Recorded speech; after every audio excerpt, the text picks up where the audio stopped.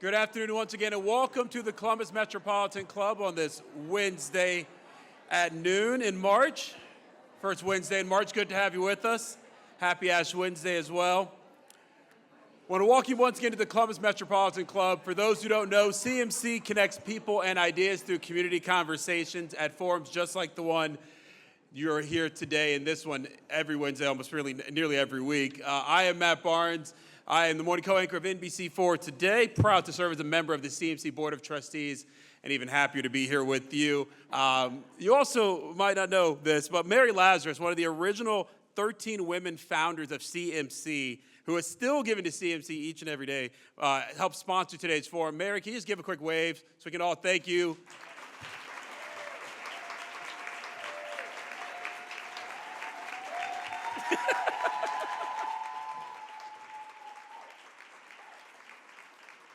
You talk about one of the pioneering women in Columbus right there. There's one of them. So thank you so much, Mary, for being here and for your continued support of the CMC.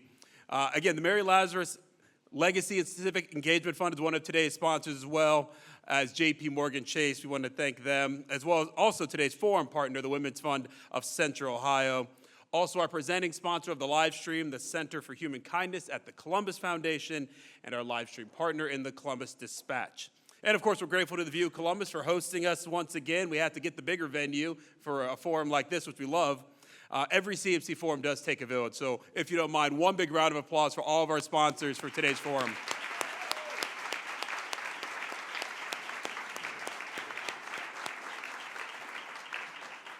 If it seems like I'm talking fast, it is, because I want to get to this. Today's forum is Women's Wealth is Central Ohio's Growth. And to help introduce our panelists, please welcome Becky Griffin with today's sponsor, J.P. Morgan Chase. Becky?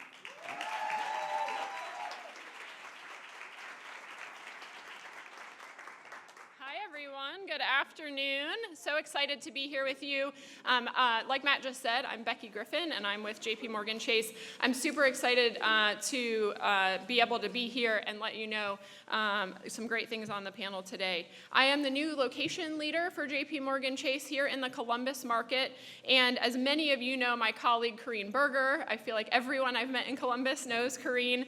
She announced her retirement after 34 incredible years with our firm, and her dedication and leadership have really significantly had an impact not only on our company, J.P. Morgan Chase, but also here in the city of Columbus. I'm really proud to step into this role and be with you here today to kick off this really important conversation. As one of the world's leading financial institution and one of Central Ohio's largest employers, J.P. Morgan Chase has really long focused on empowerment of and advancement of women. In fact, I serve as the executive sponsor of a business resource group we have called Women on the Move, and I'm really proud to serve in that capacity. That initiative aims at helping women achieve financial well-being, grow their skills, and advancing their careers. We support women-run businesses, we help improve women's financial health, and we lift up the women and the girls in our community. This is not only the right thing to do, it's really good for business. Women are projected to control 2/3 of discretionary spending by 2028.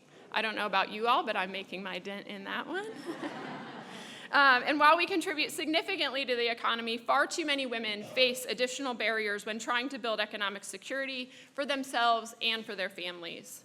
That's why J.P. Morgan Chase has supported this research that we're going to hear about today. It uncovers data that's highlighting the barriers and opportunities for women's economic prosperity in this region.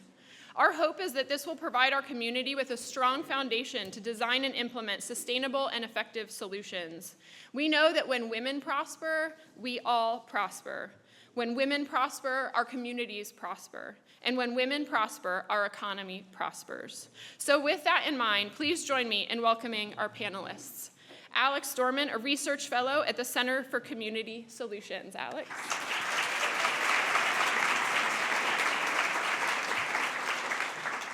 Keena Smith, CEO of the Women's Center for Economic Opportunity.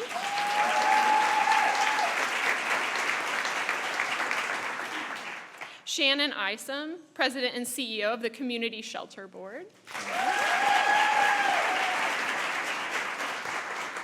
Lisa Gray, President of Ohio Excels.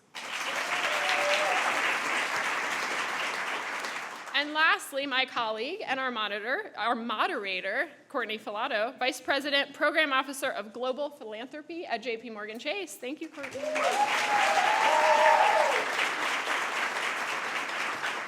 Thank you, Becky. Good afternoon, good morning, whatever time it is, everyone. I'm so excited to be here. Before we start, a couple thank yous and shout outs to the people who made this report possible. I want to shout out to the entire Women's Fund team. We have Kelly, Kelsey, Maddie, Drew, Monique, Kenny. The report's amazing. I can't wait for you all to see it. That's what we will be discussing today. Also, big shout out to Daphne McKinney, the Columbus Foundation, our friends at the Center for Community Solutions. The work that you're going to be hearing about today and that will be launched later this afternoon is significant, and it took a village. And so a quick round of applause for everybody who was part of that. All right, the report. The report is called Making Women Wealthy and Free, Uncovering the Data About What Central Ohio Women Need to Thrive.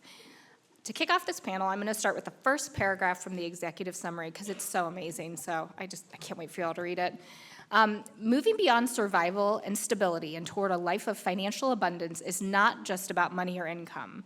It is about creating a life with greater autonomy, opportunity, and purpose. This report outlines the factors that lead women in Central Ohio to build wealth, the conditions that prevent wealth building, and the results of having wealth.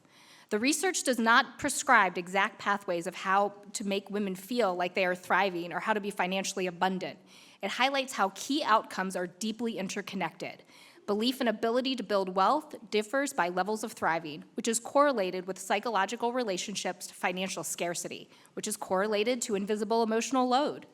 This research demonstrates that outcomes are worst for women who are surviving, significantly better for women who are stable, and consistently best for women who are financially abundant. Are you ready for this? Yeah, we are. All right, kicking it off. We'll start with you, Alex. You and the whole CCS team were a vital part of the data collection process from the start. Can you share a little bit about what this research looked like behind the scenes and what made it unique? Okay. Good morning, everyone. My name is Alex. I'm a research fellow at the Center for Community Solutions, and I'm just one representative of a small but mighty team at Community Solutions that was all hands on deck for this project. And what a cool opportunity to have the chance to create data that does not exist elsewhere and has never existed before for this region. And I think what really made this research particularly unique was our fantastic collaboration with the Women's Fund, who were active participants at every step of the way and afforded us both the resources but also the freedom to be a little creative to do this work right. And I think a great example of what that looked like is Community Solutions really prioritizes qualitative data, making sure that we can hear stories in exactly the words from the people that we're talking to. And we had the resources to be able to work with trusted community partners to uplift the voices of women that are often excluded in these kinds of research efforts. We were able to compensate them for their time. We were able to provide fully catered meals from local caterers. We were able to make them feel valued for giving us this amazing information. We were able to offer childcare if that was going to be a barrier to participating in these groups. And it's the right thing to do, but also selfishly from a data perspective, it also just makes for better data collection. When your participants feel like they are valued, they're way more likely to engage and open up and share their stories with you. So a little behind the scenes of how it all happened, we heard from over 3,000 women in a survey that we sent out throughout the region. We heard from 126 women across a bunch of focus groups that we did. And one of the guiding principles of this research was prioritize women's voices and believe what they have to tell you, right? But it was kind of a conundrum. We were trying to measure something that's hard to define. We were trying to measure wealth.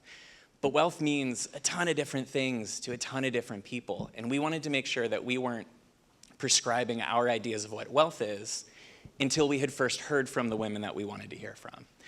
And what that looked like in application was 8 hours of like 10 of us on the research team and anyone who was related to the data sitting in a room together, looking over, immersing ourselves in the data, these 3,000 responses, these 126 participants from the focus groups. And we covered the walls in paper, and we had like 1 million Sharpies lying around. And as we each took turns kind of sharing some of these preliminary findings, we went up, we started writing down ideas, we started writing things that we were hearing, some common themes, but we also wrote down some threads we wanted to pull, some ideas that came up from some of these preliminary findings.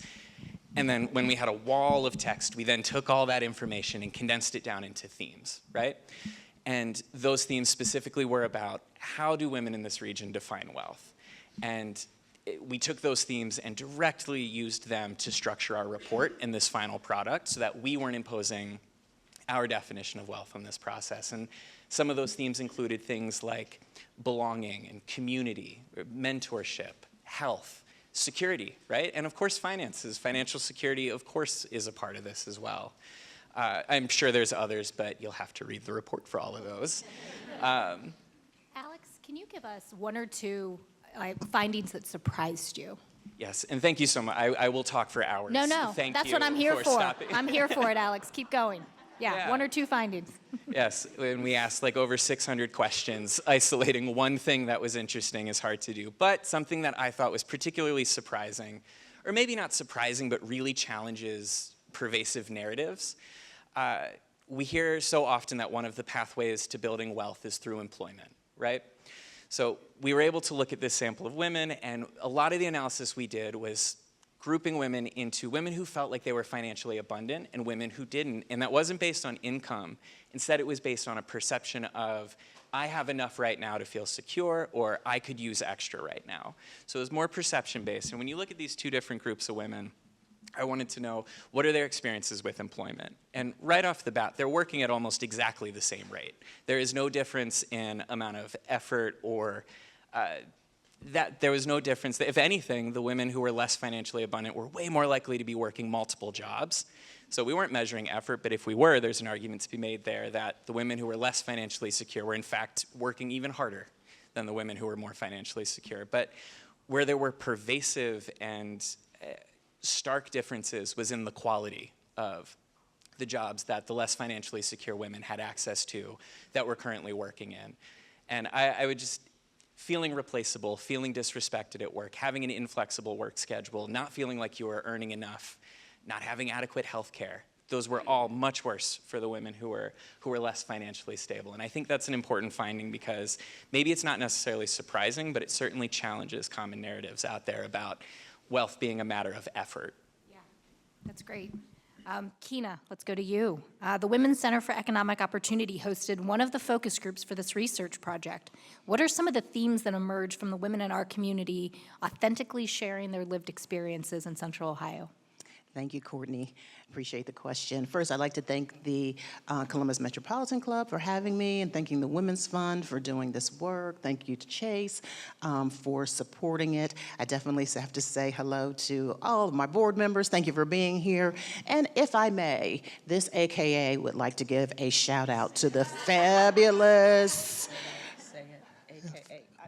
the fabulous ladies of Delta Sigma Theta who are in the house. Yes, we appreciate We you. appreciate you.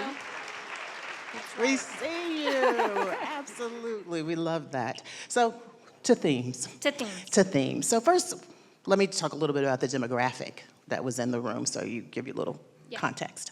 So we had about 15 lively and robust and smart African-American women who, to piggyback kind of on what Alex said, were entrepreneurs.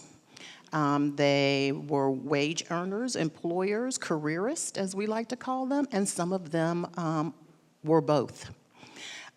So having a business and working a job, when we talk about that mental load that can be on women, was evident in our group. And they were sandwiched. They're sandwich generation, right? So they are caring for children. They are caring for aging parents. Many of them are doing it as single parents. And so they have a lot on them. But let me tell you, yes, financial security, as well as self-sufficiency was a theme in our conversation. So by way of insight, yes, income is important, but also asset building. And so to my left here is a woman who talks so much about the importance of affordable housing. And so this group of women definitely recognize the importance of home ownership and how that can help them build financial security and self-sufficiency. Now, one of the things that you may not realize is that when it comes to lifespan, African American women are only surpassed in lifespan by European American women. Now, there may only be a few years between them as far as lifespan is concerned, but there is a world of difference in how we move through the world and how we are treated in this country. And so financial security and self-sufficiency is super important to these women as they are wanting their children. They want to look out for their parents who probably don't have enough, in retirement. And so they're looking to them for support, financial support. And then they have their children.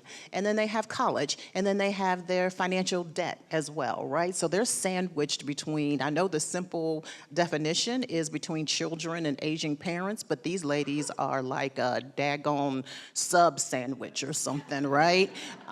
It's stacked. Triple stack. Triple stacked, Club okay? sandwich, yeah. So, and we can get into, all the terminology. Alice, I call them single income. If you heard of double income, no kids, they are single income with kids. Yeah. So financial security is super, super important to them. The next theme that came about was support systems.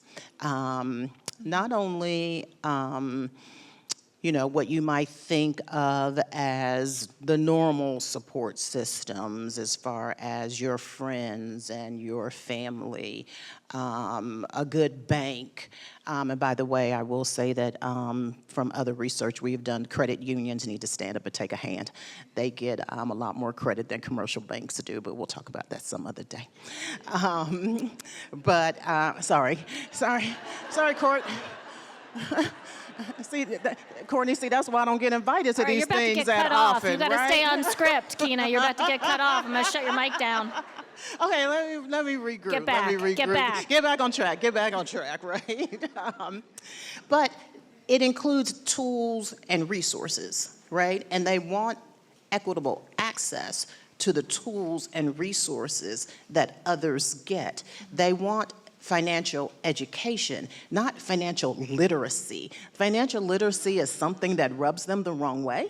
Just by way of insight, they want information about investments. They want information about cryptocurrency, right? They have disposable income and they want to be respected for that. And yes, we did talk about systemic barriers and obstacles, but they did not want to spend a whole lot of time talking about dismantling something that they did not build. They don't want to spend a whole bunch of time talking about fixing something they did not break.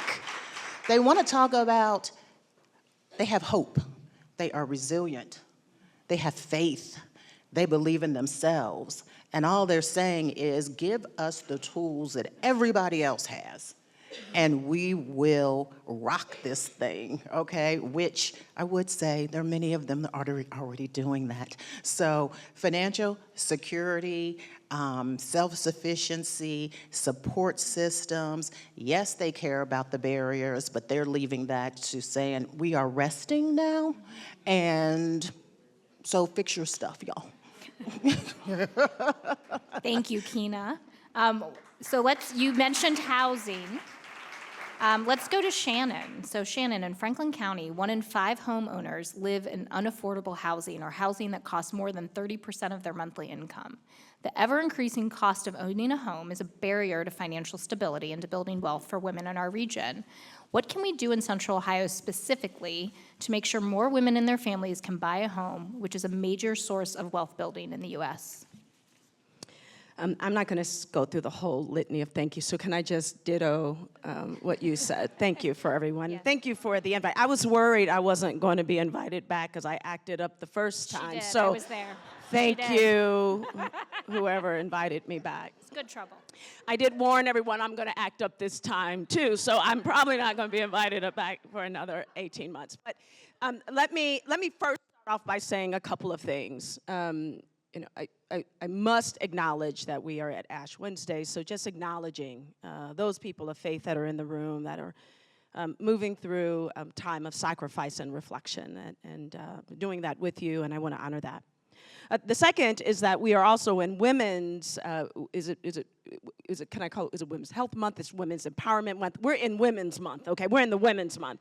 And so let me also acknowledge immediately that the first thing that should come to your mind when we're talking about women in the month of March is payday, equal payday. If you haven't heard of it before, look it up, Google it, but I'll really quickly say to you that we've lost 13 days, ladies. Last year, our equal pay day was March 12th. This year, it's March 25th. Let me make sure this is on. Right. And then when you disaggregate the data, what you will find is that our equal pay day is the way that it is scaled when 86% of the women reach that same pay that white men made last year. So when I look up to see where we're at with Asian women who hit it before white women, then white women, and then Hispanic women, and then black women, and then Native American women, and it goes on. It says it's to be determined. We don't know yet in 2025. You see, because the scale continues to move depending. Before I answer the question of what women need to do more of, I need to talk to you about how the system is scaled. And it is scaled upon, now white men, I'm gonna call y'all out from time to time, don't get mad. But it is scaled on that. And all women are then scaled based on what men made, what men do, what men have access to, and then you become reflective of that centering. It is imperative that women, and I'm speaking only to women, that we must center on the margins. The last group of women to make equal pay are Native American women. Now, when was the last time you thought about the sisters of indigenous population? They make equal pay day. Last year, they made as much as a white male made, November 21st. Took a whole year. Black women, we're at July 27th, and we've been holding pretty steady to that. Even amongst us obtaining more degrees than anyone in this entire country, here we are. So it's hard for me to say to women what to do more of. You see, the question in itself makes the wrong assumptions. Like, there's more emotional, social, education, hard work that you must do to catch up. Not true. The system must be disrupted and broken. It must be. Now, some of you might say, well, we're already doing that, right? We have a president that's disrupting. Uh-oh. Uh-oh. Yeah. We are black women specifically. We are the laggers of home ownership. Where I see it the most is in my homeless shelter system. We have 9 shelters across the region that we run, or that we fund.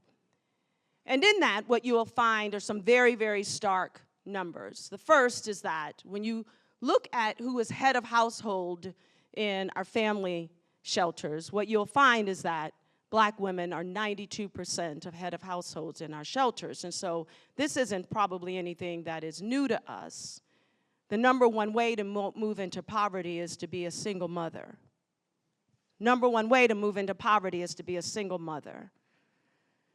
Black women are in single motherhood more than anyone else. So goes our family shelters.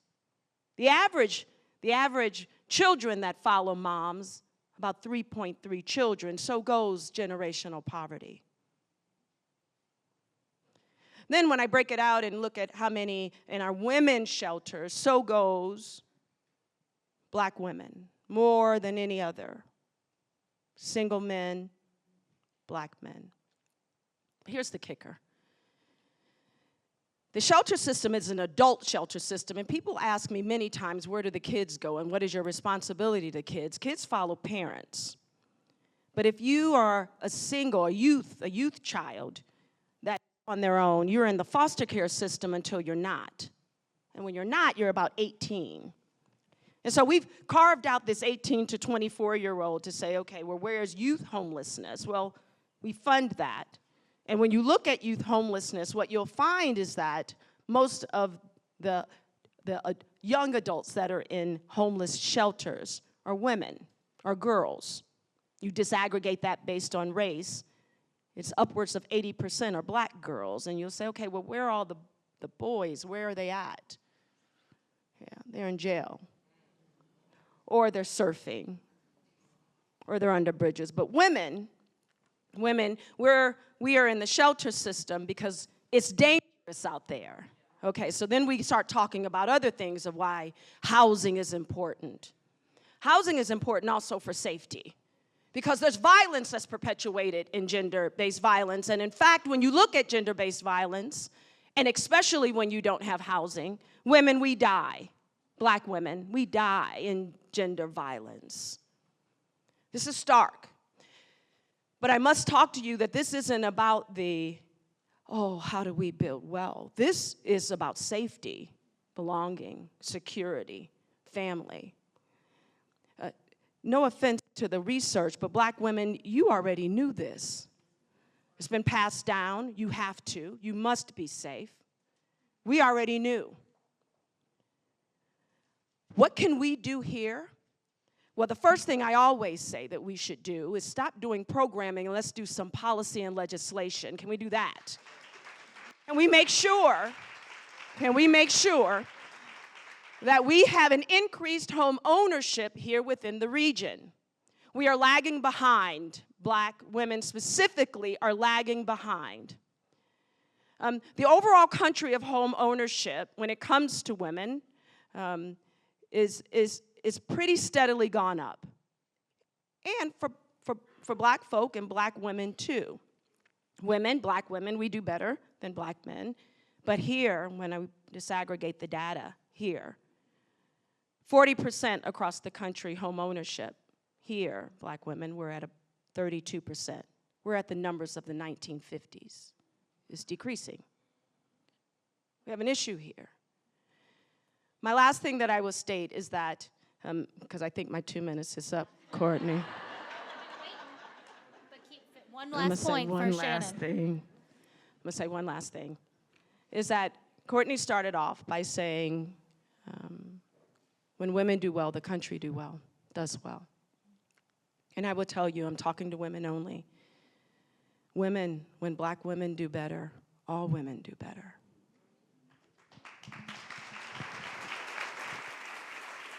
Thank you, Shannon.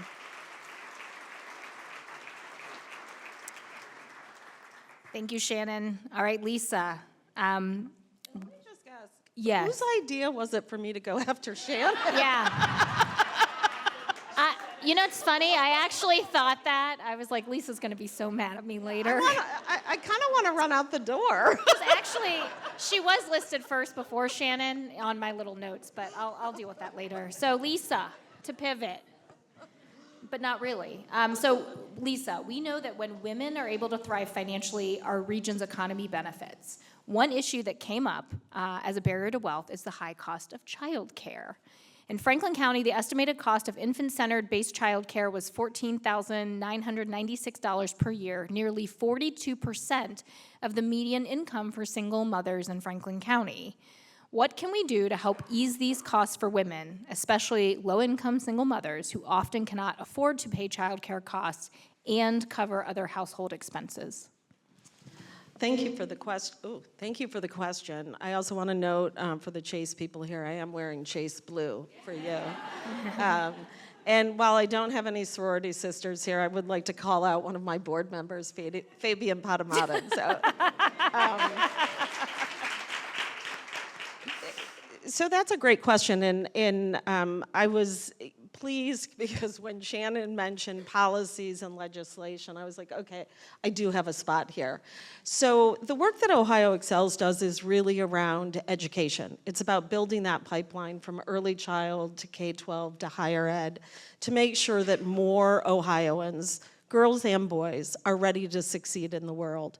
But specifically around childcare, it is not a system the way we think of K-12. It is not funded the way K-12 is funded. It's not even funded the way higher ed is funded.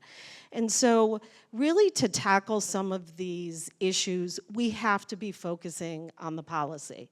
So right now, many of you probably know we're in the middle of the biennial budget. We have a governor that has been trying to move the needle on supporting childcare for the last 6 years of his administration. He has not necessarily had the cooperation from some other policy leaders in the state.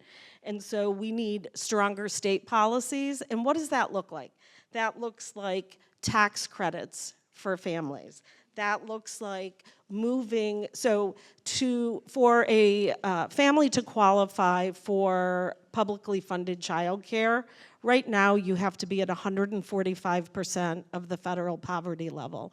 Until we added a childcare voucher last April, we were dead last in the country in terms of what we do to support families, especially our low-income families, around childcare. There is a proposal in the budget to go from 145 to 160. That's great. We would like to see it to go to 200% of the federal poverty level. That would still keep us at the bottom, but not at the very bottom. So those are some of the policies. We're in the middle of the budget right now. If you're not engaging, please engage. We have to have more voices telling our policymakers that this matters, not just to women. It matters to families, it matters for the economy, and it matters for our kids. The other thing that this budget would do, so Courtney referenced that some families are paying up to 42% of their income for childcare. I think we could all say that most of us could not afford that. This budget would cap the child care costs for low-income families at 7%. That would give them about an extra $8 an hour in wages. So again, reach out to your legislators. If you have relationships, tell them this matters to you. The other thing that I would say is, you know, the state sometimes funds what they call part-time slots for kids, and that's great, but what we know families need and what women need is full-time.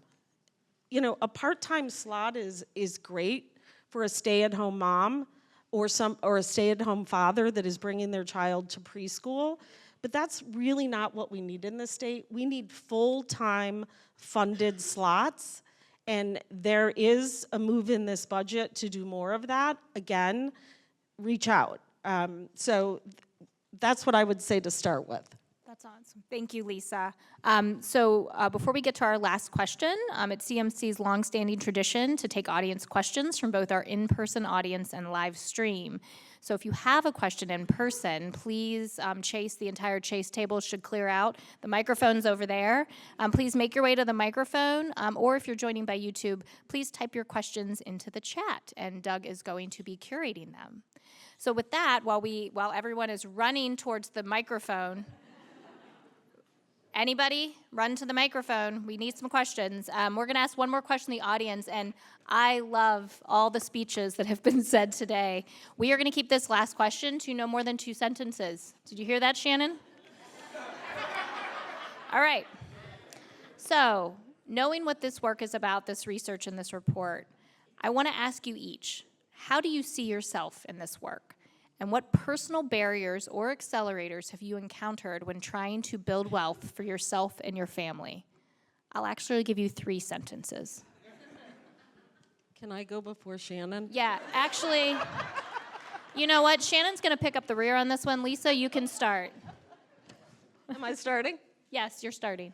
Okay, so, you know, I think that anybody that has been a working parent, but particularly a working woman faces barriers. I am way older than most of you in this room.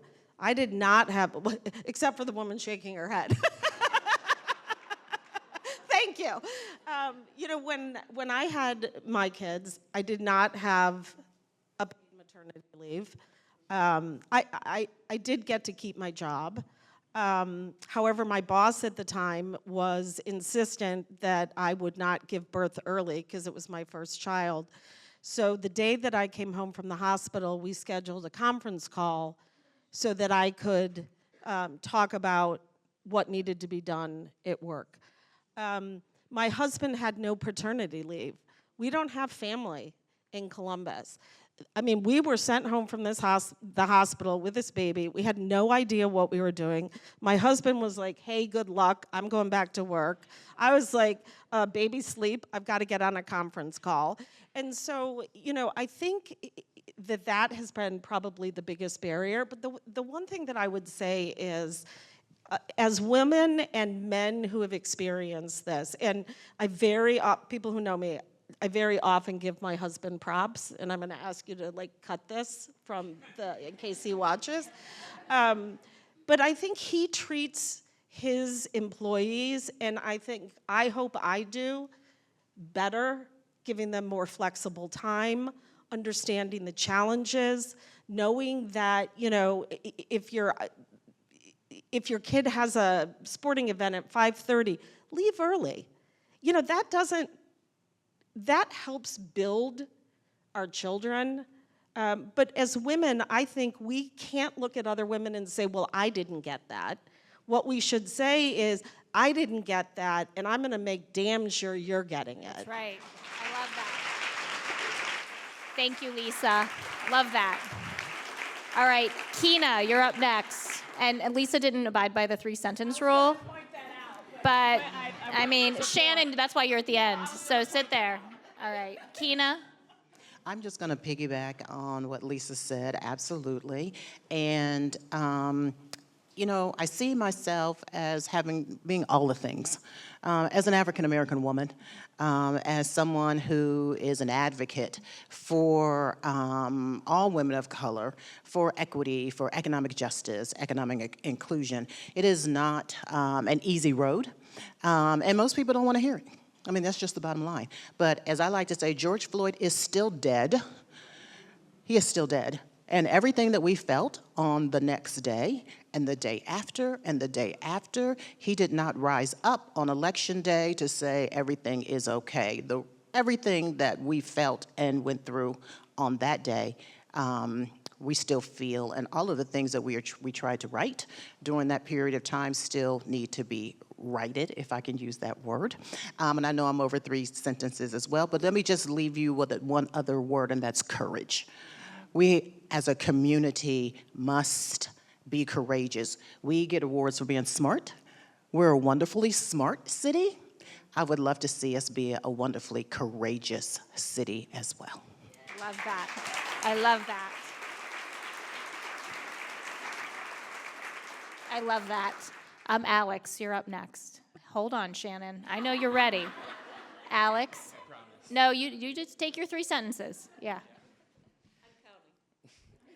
I think there's an uncomfortable truth in a report that focuses on the experiences of women in their lives, in their workplaces, in their families, where I am indirectly in that report everywhere.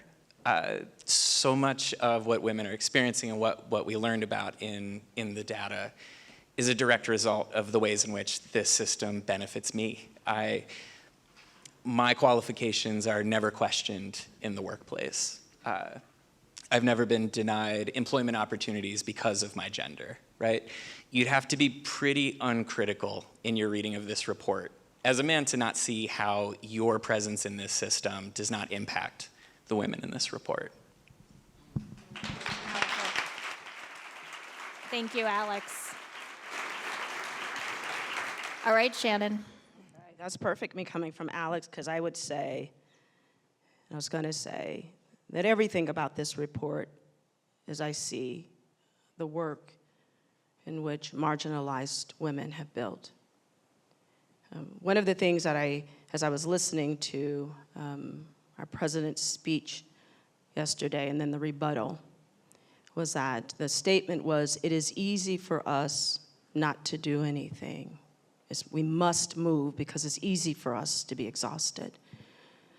What I see in this report is the direct opposite. I'm going to ask women, you must build coalition. You must move and be activated right now because things are changing.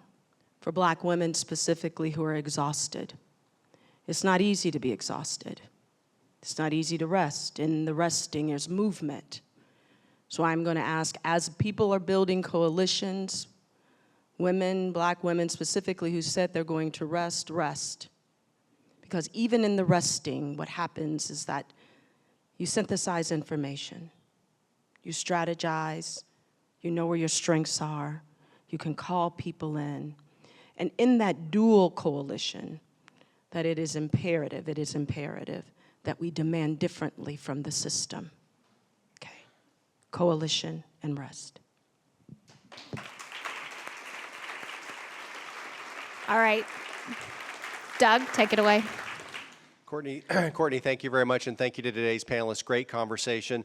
If you have a question for today's panelists, please do join us here at the microphone. We'll try to get to as many as we can. If you're watching online, type your questions into the chat, and I'll do my best to curate them. Great questions at CMC always have two things in common, right?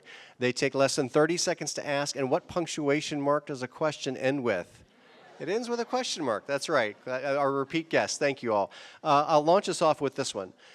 Women-owned businesses, women-led nonprofits, and women-centered nonprofits receive less funding than their male counterparts. What are tangible ways that local investors, banks, and policymakers can ensure women-led startups, small businesses, and organizations have equal access to capital? Is there another funder on this panel? One of you guys want to take that? Lisa, no? All right, that's an awesome question. It's a complicated question, but it's an awesome question. So I remember joining JP Morgan Chase 5 years ago, and at the time, it was March 2020. The world fell out across everything. And, I started diving in, someone who'd never been a funder before in my life. I'd spent my entire career getting grants, not giving them. And really to understand the history of grant making, the history of funding, and less than 1% of philanthropic dollars go to organizations led by people of color, and less than 0.5% of that go to organizations led by women of color.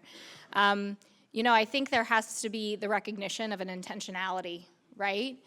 We have amazing organizations in this town. We are so lucky to have organizations of this town with lots of diverse leadership, and we need to be very intentional in seeking them out, understanding their work, and supporting them, right? And supporting them isn't a blip. Supporting them, candidly cannot be in perpetuity, but supporting them is about seeking them out, figuring out what they need, and leaning in. And this is something that I know JP Morgan Chase has been very intentional about. A lot of the other funders in this room, our friends at the Columbus Foundation and many of the other corporate foundations have been intentional. We can be more intentional. I also want to offer up our friends at the Women's Fund who do this every single day. They are out there looking for these organizations and finding that catalytic capital and also that partnership. It's not just about money. It's about walking alongside these leaders and supporting them in the ways that aren't financial. So while there has been more of that, we need even more. And so that's how I would answer that question. Please, yeah. So I think one of the other things that's really important is for those of us that do fundraising is to help our friends. It's not all about the money we get. Ohio Excels cannot do this work by itself. We need everybody else doing what they do. And so if you have a great relationship with a funder and you know a group that might be aligned, make those introductions. I think sometimes in this space we have a scarcity mindset. Yeah. And, it's like, well, I'm not going to share my funder because that means I might get less. I've actually found that when we introduce and we make those connections, we're actually doing better, not worse financially. Next question, Emily. Hello, thank you so much. This is such a fantastic presentation, and I love the voices that are at the front of the room talking about this. I'm Emily Shriver. I'm the CEO of the Matriots, and we work to get women engaged in politics and elevate their political voice. And so my question for you all today, as I'm looking at this report and learning about the gap in wealth for women, is how do we motivate that wealth and turn, if we're able to get more wealth, how do we enable more women to participate in politics using that wealth? We're having a conversation next week on Tuesday with the Matriots over at the Ellis, talking a little bit about this, but I would love to have your perspective on, if we have $500 more a month, how can we use that to, as Alex said, prioritize women's voices and start to believe what women tell us? And then also, I wrote down, how do we access this report? The report's online. We will make sure that the link is sent out in public. Oh, it's on the table. There you go. Go to the website. But great question. Lisa, anybody? Yeah, I'm happy to take that. So while I think money matters, what matters more is your voice and your presence. So, you know, if you do have extra money that you can give to a candidate or somebody that believes what you believe, or if you're giving it to, you know, a campaign that is trying to get something done. But I think, you know, so I'm not going to say money doesn't matter in politics, because I think we all know that it does. And so we have to pay attention to that side of it. But I think we also have to pay attention to the other side of it, which is we have to be in the faces of our policymakers. We have to be showing up when there are hearings. You know, the budget is going on, as I said. I'm like a broken record because we're spending all our time at the state capitol right now. But showing up, sharing your voices, don't be silent. You know, when I go to the State House, I see the same group of lobbyists and policy leaders, and I'll throw myself into that. They probably don't like seeing me either. But, you know, we need other people and other voices, and our policy makers, especially members of our General Assembly, want to hear from their representatives. So if you can look up who your policymaker is, make a call, send a letter, schedule a meeting, do that. It's not as scary as you might think. Yeah, I would recommend that everybody go online, local, state, federal, know who they are, and send your thoughts as often as you'd like. Shannon. As a general thing, I will say, being in this community for a couple of years, and this is probably going to be an ouch, I think it's really important to have space to tell the truth. One of the things I have heard more than anything that I've heard since I've been here is are folks trying to manage my message, my voice. And that's not just with me, I think it's with anything. There must be some truth tellers out there. I don't know how this thing is going to happen if, not that speak up, it's easier to speak up, but it's hard to tell the truth when people are signaling you, cueing you, women included, that you must not say that. Listen, speaking up is one thing, telling the truth is another. And I said to a sister here, if I say something, will you have my back? It's that serious. It's that serious here. There is a disparity here when it comes to race and class and gender. And when you intersect those, it's not speaking up anymore. It's not coming to this and having a lunch. If you don't know anyone or interact with anyone that is any different from you, there's a problem. If you are doing more mentoring than sponsoring, there's a problem. There's a problem. I love Matriots. I love them. I give to them personally. But I will tell you that I'm not sure if just having more women in politics is going to change things. There must be more women in politics that are truth tellers and that we hold them accountable and we have their back. And if that means women, that we must put our money aside separately, secretly, covertly to make it happen, then let's do it. But shutting us up must stop. Speaking personally.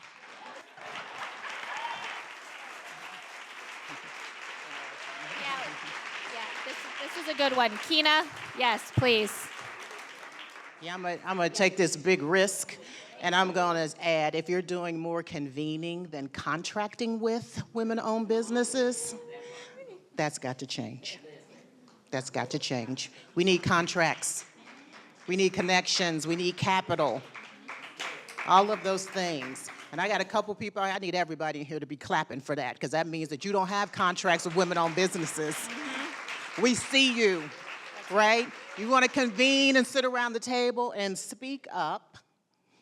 We need for you to start signing some papers and signing some contracts and looking at your supplier diversity, because we're not allowed to say that anymore. Doug, thank you, Keena. We have about 3 minutes left for, I hope, one final question.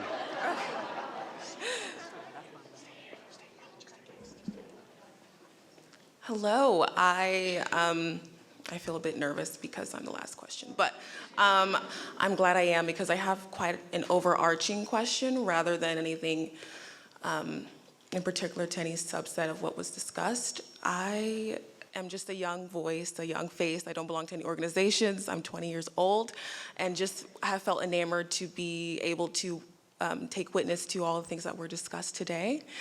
I have an immigrant mother, both immigrant parents, but my mother's a single mother. As you know, things like that do happen. And since 15 years old, I've worked vigorously to support her, taking up my own forms of employment and whatnot. And so this question is particularly for African American young women. I think it's very easy for young voices to feel as though they are stifled, and that it is permitted for them to be railroaded, and that they don't have a place to speak because they don't know enough, or don't be in grown folks' business and things of that nature. So my question is pertaining to how can young women, though particularly African American women, form both workable and resilient structured pathways to bridging the rather multifaceted obstacles to obtaining better support systems, community outreaches, and championing our own capabilities?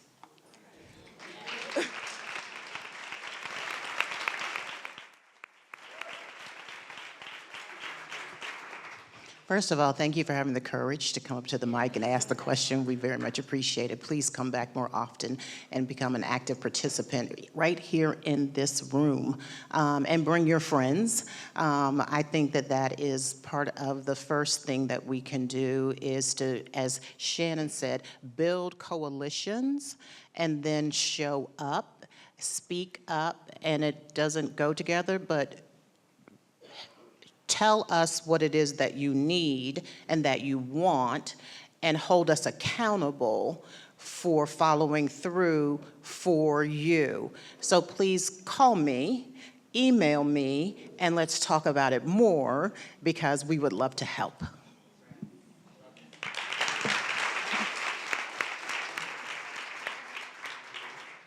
Thank you for the question. Immediately, when I'm thinking about questions and the responsibility that many of us put on trying to figure out how to show up more and better, which I think is what women do, and especially when you are a woman of color, and especially if you're a Black woman, I'm going to change the answer to the question of what else could you do. I think what I'm going to say is I think that responsibility falls on our generation, and we haven't done well with that. So not only am I calling out my sorority, Alpha Kappa Alpha sorority, but also our Deltas and our church family, that we should be embracing our young people better. So I'm going to take that as not a question, but a calling out, which is also part of our culture. Respectfully, you called out to the grown folk that we've dropped the ball.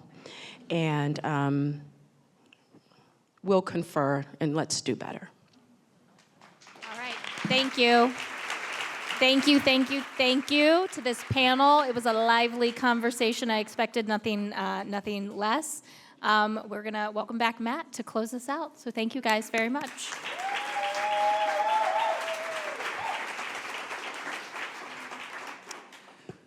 Well, that was passionate.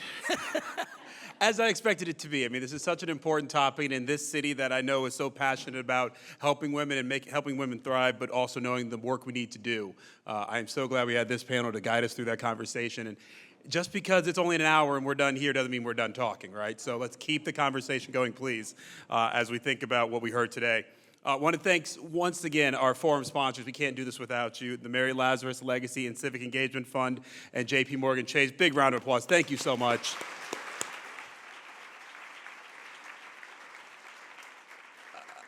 Again, our forum partner, the Women's Fund of Central Ohio. Thank you for all that you do, and the View Columbus for hosting us. Grateful again to the presenting sponsor of our live stream, the Center for Human Kindness at the Columbus Foundation, our live stream and promotional partners, the Columbus Dispatch, and a very, very special appreciation to our speakers, Keena Smith, Shannon Isom, Lisa Gray, Alex Dorman, and our host, Courtney Filato. One more round of applause for them.